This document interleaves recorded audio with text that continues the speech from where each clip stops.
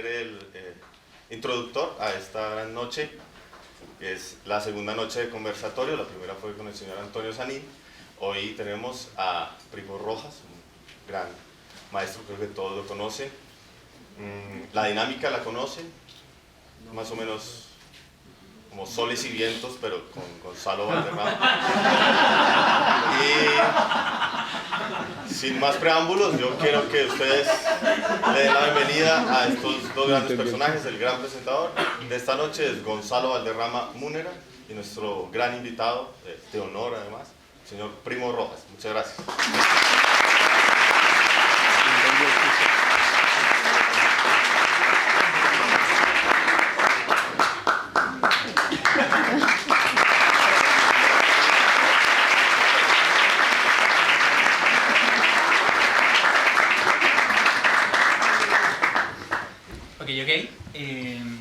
Muy buenas noches, desconocidos y conocidos espectadores que decidieron tomar esta alternativa de martes en el club de comedia más juicioso de Colombia, Memoria de la R101, el cual viene operando acá desde febrero del año 2012 y digamos que matemáticamente esta vendría a ser la noche número 100 de este club, pero cada vez que la cosa es en dinámica de entrevistas, que es la segunda vez que ocurre en esta oportunidad, pues no numeramos la noche. Eso no creo que les importe mucho, la verdad, pues eso no nos importa a nosotros.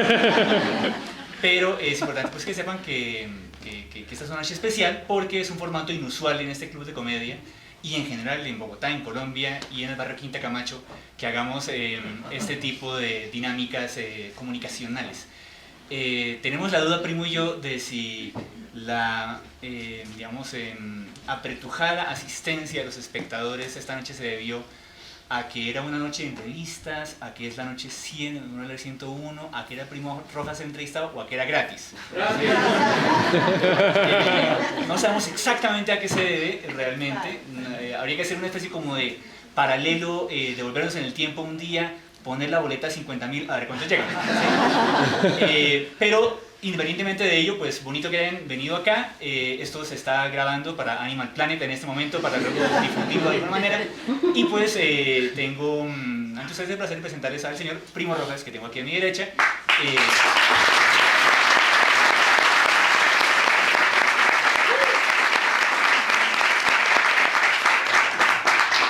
Que luego de 99 noches que lleva existiendo este club, por fin accedió a venir acá, básicamente porque le teníamos canelazo. Entonces, en ningún otro lado le daban, y entonces hacía mucho frío y dijeron, pues ya que estoy por acá en el barrio, pues voy y charlo con usted.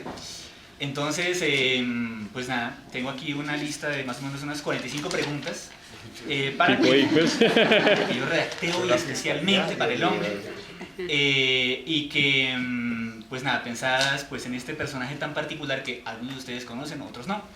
Y pues un poco el objetivo es ver qué pasa si le pregunto cosas a él. Generalmente Primo tiene la particularidad de que es un hombre extendido en su verbo, así que le haré solo 3 preguntas y con eso ya tendremos perfectamente hora y cuarto de material esta noche. Así que me tocó la fácil. Por lo tanto, pues, Primo, bienvenido, buenas noches. ¿Por qué aceptaste venir a esto? Primero que todo me inquieta, ¿por qué dijiste sí?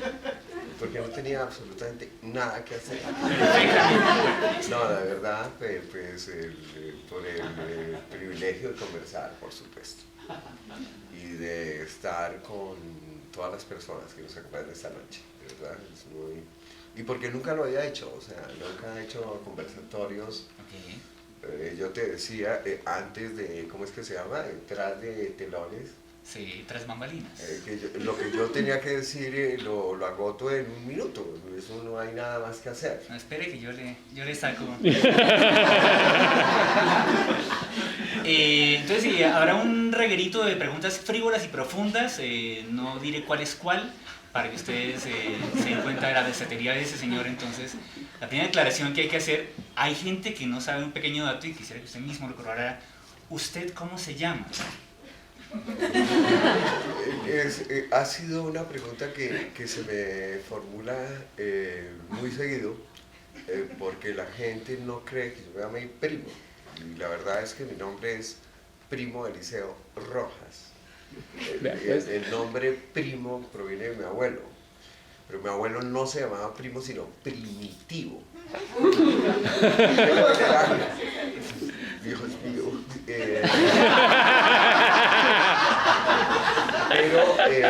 Pero la gente lo llamaba Primo por ahorrarse todo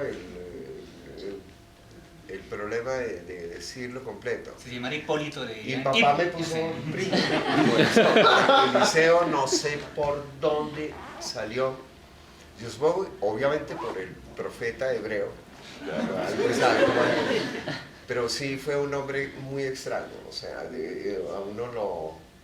uno siempre se siente como diferente cuando tiene un nombre raro. Sí, además que... sí, pero luego que mucha gente, digamos, que le dice el Primo Rojas, voy a ver a el Primo Rojas como si fuera el alias, pero no, es el nombre real. ¿Tiene alias usted? O sea, le dicen el algo, ¿no? Solamente divino.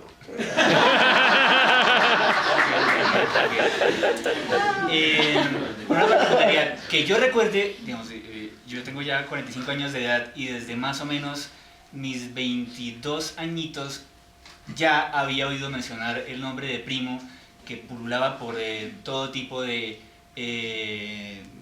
escenarios, chochales, esquinas, etc.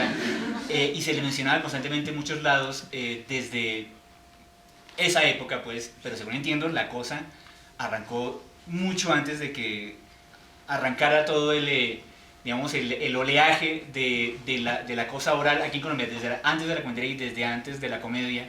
Primo ya estaba dando sus estocadas. ¿Cuándo arrancó la cosa y cómo fue esa alternativa, como dirían los toreros, de su lanzamiento a la escena que usted dijo? Quiero lanzarme a decirle cosas a la gente, ¿y como para qué? Bueno, la verdad es que eso ocurre a una edad muy temprana. O sea, yo tenía 12 años y hubo un episodio con un tío muy querido, pero fue muy divertido porque mi tío hizo como el ridículo. Y entonces cuando yo regresé a la casa, yo tengo 3 hermanos, nos metimos al cuarto como solíamos hacerlo en esa época, porque hoy en día los niños son como muy solitarios, en ese entonces éramos como más gregarios. 12 años, hablamos de qué año del siglo pasado. Y entonces les conté lo que había pasado y ellos se murieron de la risa. Pero lo más extraño es que al día siguiente mis hermanos me dicen, Primo, ¿por qué no vuelve a contarnos lo que pasó con el tío? Y por supuesto ya comenzó como a alargarse, o sea, uno no tiene memoria en primer lugar fotográfica. Entonces comenzó a alargarse la historia, ya a deformarla. Y como yo veía que mis hermanos se reían, entonces yo trataba de que ellos se rieran más, ¿no? Y la cosa se convirtió en un trabajo nocturno. ¿Pago? No pago. Hasta que una noche, papá, ya cansado de oír tanta risa, subió. Yo supongo que es el momento más difícil, porque hace reír. Yo pertenezco a una tradición absolutamente conservadora, mi casa era absolutamente conservadora, y papá golpeó así, dijo, ¿qué es la risa? Está con diccionario. Y mis hermanos...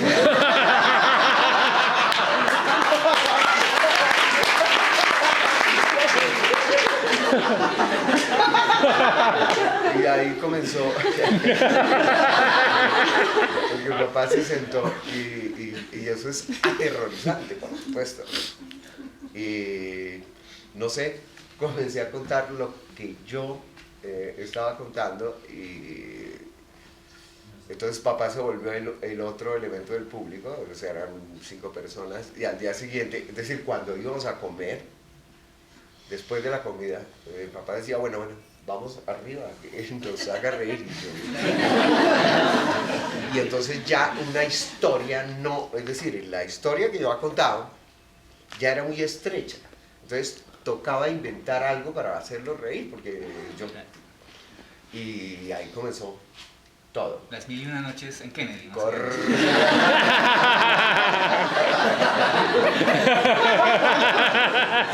No, la Macarena, papá. Ok. Bueno, sí, claro. Y un hecho absolutamente gracioso en mi vida es haber nacido en Kennedy. El barrio es un popular, ñero.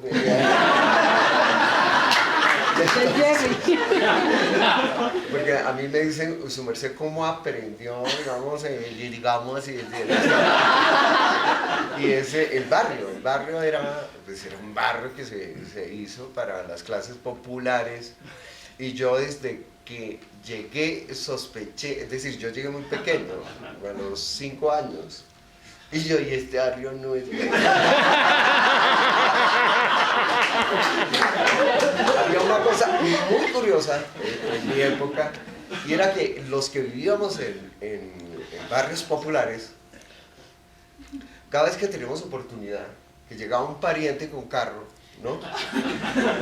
El carro era muy raro. Hoy en día todos tenemos, el único que es Gonzalo. Sigue patineta. Y llegó un amigo de papá, y era Navidad, y nos fuimos a ver las luces, cuando se veían luces en Bogotá. Y eran más o menos como 13 pobres metidos en un carro. Y nos fuimos, cogimos toda la carrera séptima, y nos fuimos de séptima, hasta que llegamos al Chicó. En ese momento no era un barrio comercial, sino era un barrio residencial. El Chicó. Y tenía unas casas absolutamente hermosas. Yo decía, jardines, árboles, las aceras tenían lo que se llama, ¿cómo se llama eso? La zona verde gigantesca, pero sobre todo me fascinaron las casas. Y yo le pregunté a papá, le dije, papá, ¿pero por qué no nos venimos a vivir a este barrio? Mañana. Él dijo el año entrante. La tierra prometida era. Obvio. Es decir, yo siempre he tenido como tema central el problema de la pobreza, ¿no? Bueno, yo nunca... O sea, si ustedes hacen el Chicó, se lo cagan. No voy a ir a Kennedy. Y fue supremamente, es decir, fue una visión absolutamente hermosa, pero a la par muy trágica, porque era no poder vivir ese privilegio que estaba ahí.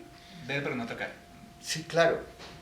Entonces, desde entonces yo pensé que es el pobre de la mierda.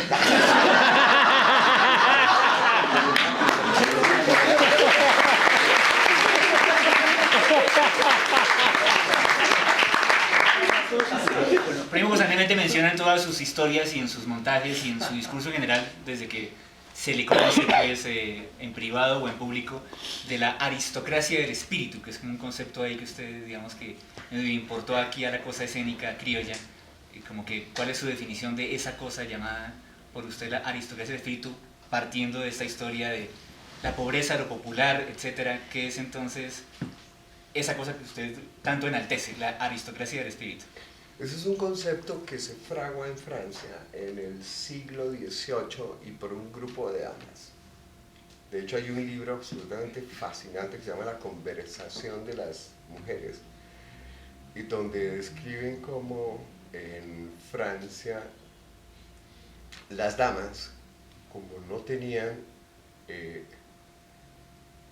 por razones políticas, acceso al poder, se inventaron los salones y le dieron un nombre a eso que se hablaba, porque es la primera vez que se convierte en algo democrático la conversación. O sea, estas damas eran de la aristocracia, ¿no? hay una cantidad de damas y ellas tenían sus mansiones y por primera vez se abrieron las puertas para, digamos, los intelectuales pobres. O es el caso.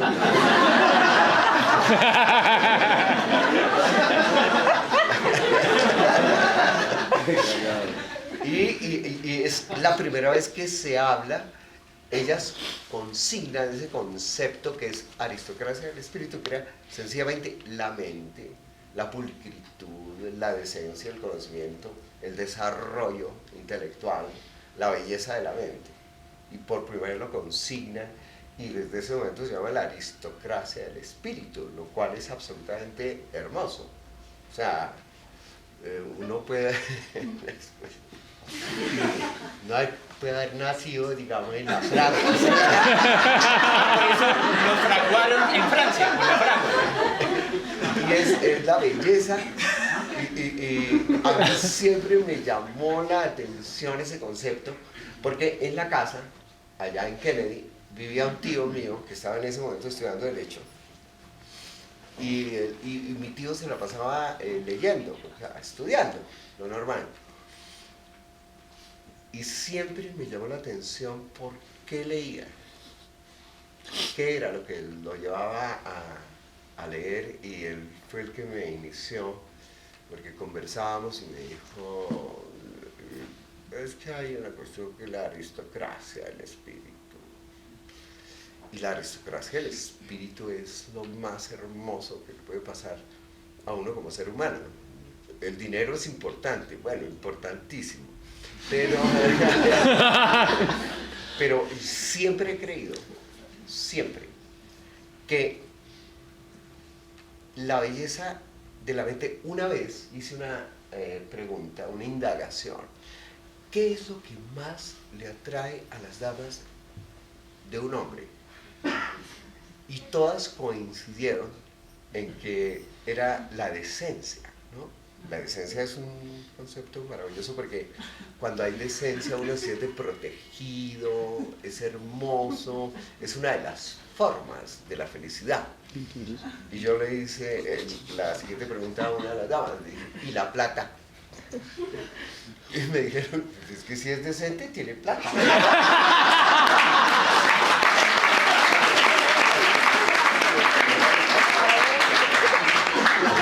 Entonces siempre he jugado con eso, del dinero, de la soberbia, la vanidad, todo, pero fundamentalmente siempre yo apunto a algo que yo conocí de niño, que fueron mis abuelos. Mis abuelos eran campesinos de Santander y pasaba una cosa absolutamente curiosa. Cuando llegábamos a la casa de los abuelos, nunca había gritos, o sea, nunca escuché, vieran abuelo, vieran de papá y mamá de papá, porque la abuela de mi mamá era loca. Eso no se heredó por no, todo esto que yo tengo es de la abuela loca, eso sí, sí, claro, y era loca. Es decir, uno llegaba donde la abuela y decía, y empezaba a llorar. Y uno empezaba a reír. Y bueno, lo que sea. Y uno decía, esto cómo lo cuadro, cómo lo entiendo. En cambio, donde los abuelos paternos era absolutamente maravilloso porque además era una familia muy grande, tenía una finca y ahí estaban todas mis tías. Nunca se dijo una mala palabra. Nunca. Nunca se levantó la voz, nunca a nosotros se nos regañó. Yo tenía un problema grave, bueno, no yo, mi familia, y es que mi mamá era, puedo hablar de ella porque ya está fuera de concurso. Y es que mi mamá era maníaco-depresiva. Ya se le quita. No, la y siempre, cuando a mí me preguntan sobre la infancia o la adolescencia, me dicen, ¿usted cómo fue? Le digo, hartísima, aburrida, por supuesto. porque se prohibía la música, no podíamos levantar la voz, y entonces todo era... Pero sin embargo creo que ahí surge como el sentido del humor, o sea, fue muy clandestino, o sea, lo que yo les conté respecto a mi tío pues es como clandestino, y siempre el sentido del humor de alguna manera es un poco clandestino, y es sorpresivo y extraño, desde que se origina en Grecia hasta nuestros días.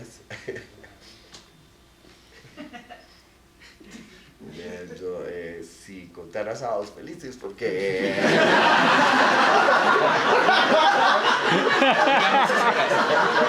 Bueno, menciona usted pues ya 3 palabras claves con las que ya con esa ya casi que podemos demorar hora y media hablando del tema, y una de ellas es lo chistoso, que es como que para qué sirve lo chistoso y dónde está lo chistoso de las cosas visto desde la mente de alguien que ejerce el humor como oficio. Bueno, yo siempre he pensado que hay una diferencia entre lo chistoso y lo realmente cómico. Por ejemplo, yo jamás estaría dispuesto a hacer lo que sea para hacer reír.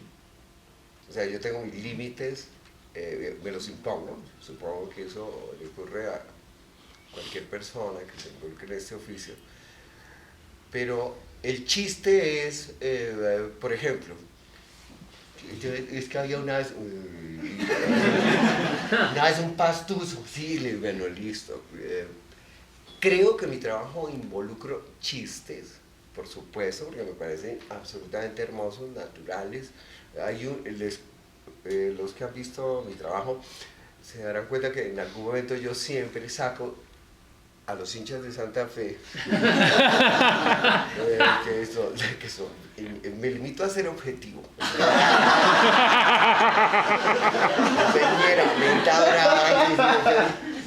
y nunca, siempre me pareció muy divertido cómo la gente se divierte mucho con el ñero, es decir, el pobre, ¿sí? Esto siempre me está, es decir, cuando alguien que pertenece a las clases populares no está de acuerdo con algo, siempre dice, ¿por qué no me chupa esta? ¿No? Entonces, por ejemplo, yo lo exageré y yo dije, yo estoy dispuesto a chupar esa hueva, porque ahí hay sabiduría, yo...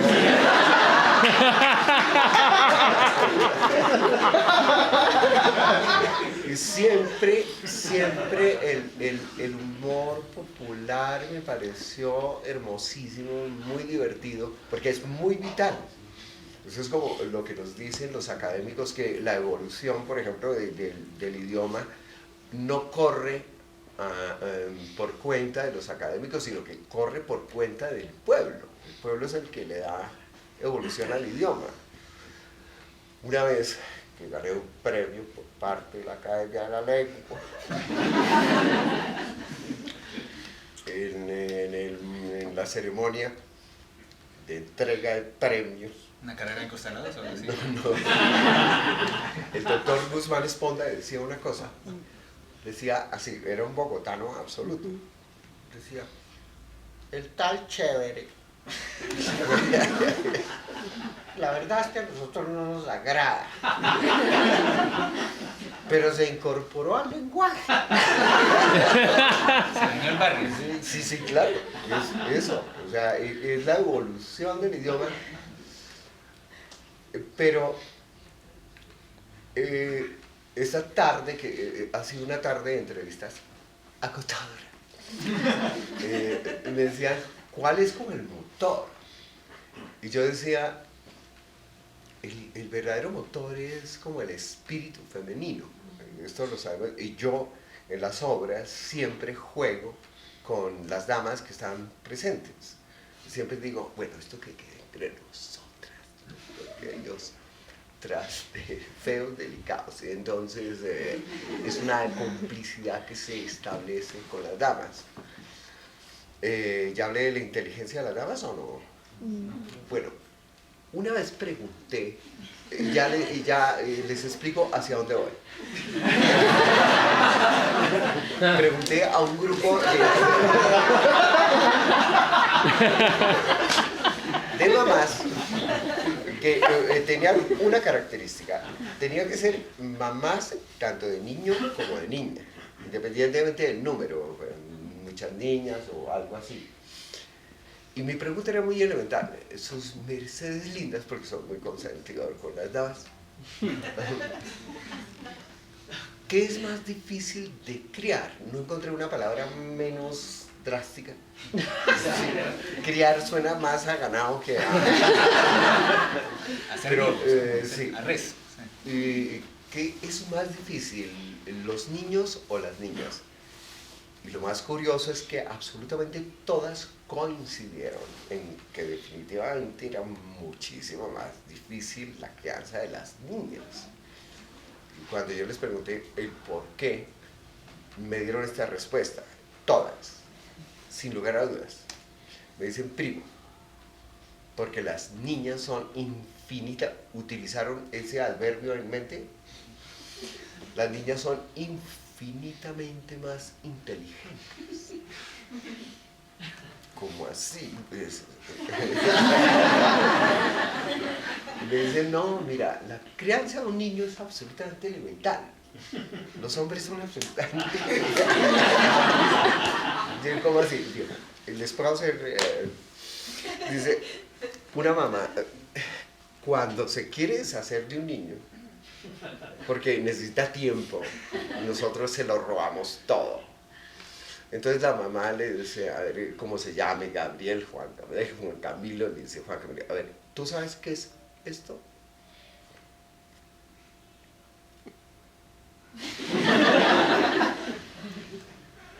Correcto, bebé, un balón. Estamos en un país ideal. A ver, ven. ¿Ves eso que está allá? ¿Verde, verde, verde, verde? ¿O no lo ves? ¿Cómo se llama eso? Ay, Dios mío, aquí toca ayudarles. Un potrero, un potrero. Potrero, bebé, viene de potro. Era donde se soltaban a retosar los potros, los caballos chiquitos. La diferencia no es mucha, la verdad. Muy bien. Si tú tienes el potrero, tienes el balón, ¿qué haces?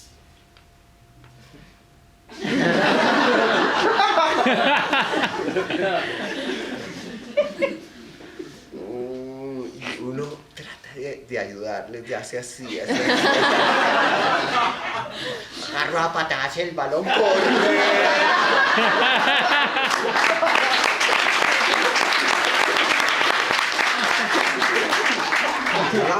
La ventaja sustantiva, esto me lo dijeron las señoras, se los aseguro. Dice, y primo, hay una ventaja, cuando regresan del potrero, Dios mío, dice, suavecito, suavecito, ya son bachilleres.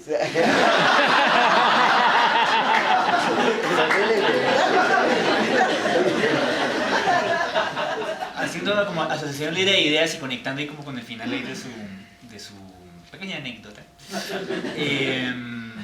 Mencionó la palabra inteligencia, que está conectada al tema del humor.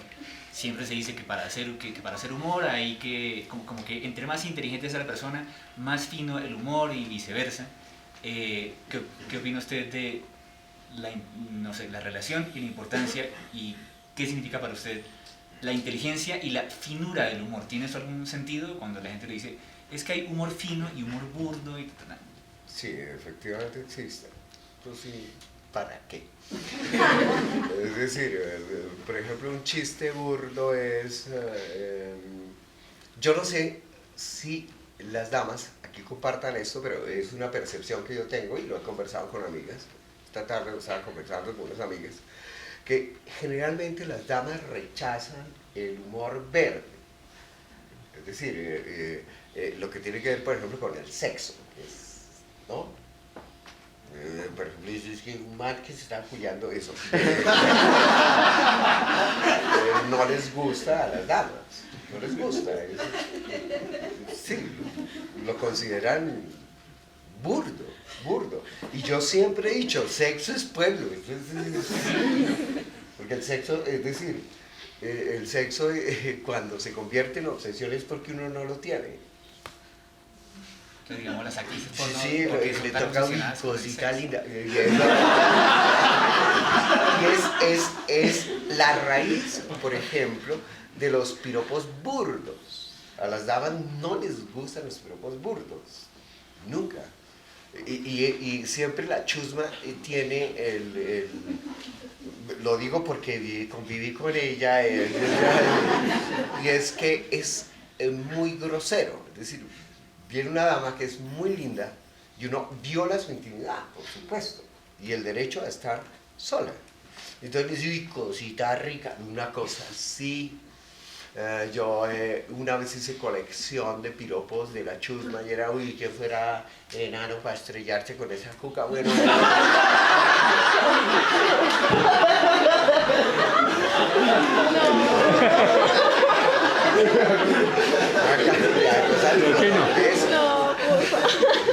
unas cosas que dice mi mamá, pero míreme bueno, son groserísimos.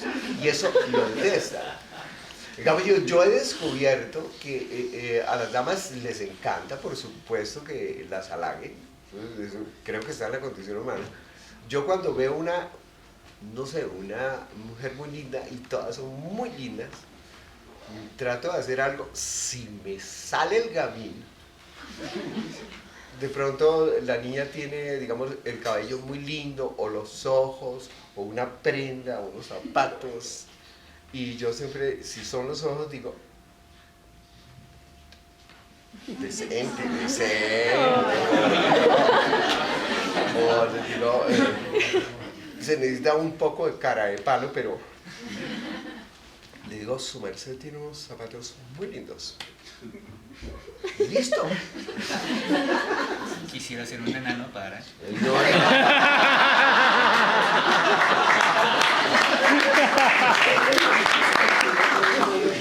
quisiera ser mantequilla para restregarme esa hora.